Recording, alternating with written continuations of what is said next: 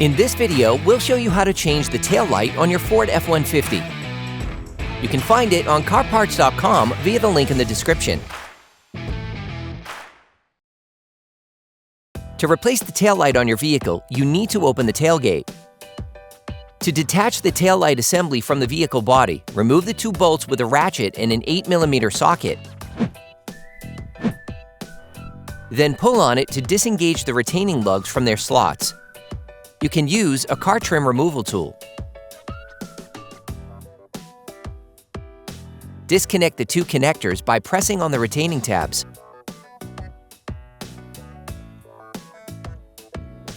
You can now remove the light.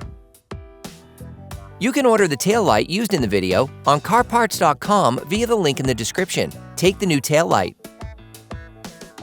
Reconnect the power connectors.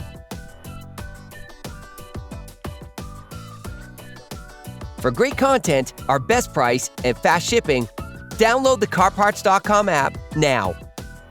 The light is held in place by studs encased directly in the car body. Put the light back in. Screw the two holding bolts back in. Operation complete.